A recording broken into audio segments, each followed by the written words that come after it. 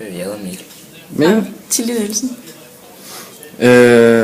Hvorfor valgte I at tage herud på HTX? Altså når man skal vælge en studie, eller det her til brobygning, så vælger man sig ind på forskellige linjer, og så er det STX og HTX, den vi så har valgt ind på.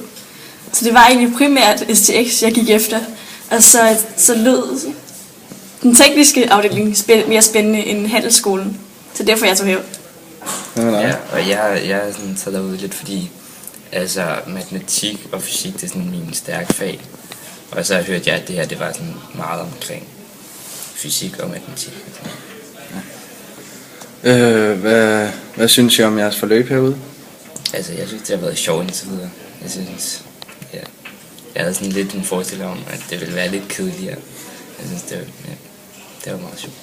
Jeg synes, det har været helt vildt fedt. Og vi har været helt vildt positive over alle tingene. Og lærerne er vildt søde, og det er helt vildt sjovt hele tiden og sådan noget. Har I ændret jeres mening om at starte herude? Ja, jeg kunne godt finde på det. Ja, det kunne jeg også godt. Ja. Jeg hedder Louise. Jeg hedder Camille. Hvorfor valgte I at tage herude? Og jeg synes, det lød meget spændende. Ja, jeg tror, det for mig var det mest sådan, fordi jeg hellere ville det her end handelsgymnasium. Ja, også mig.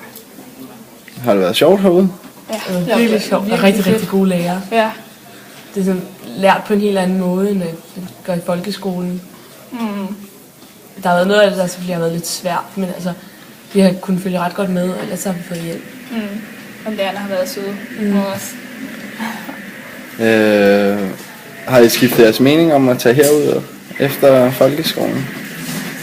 Vi prøver lige STX her i de næste par dage, men ellers så kunne det være rigtig fedt at være her. Ja, først i starten, der var jeg sådan, det skal jeg ikke ud. Også fordi at det var meget matematisk, og der var mange, det var primært naturfag, men så har vi også haft samfundsfag og sådan noget, og det synes jeg har været rigtig fedt.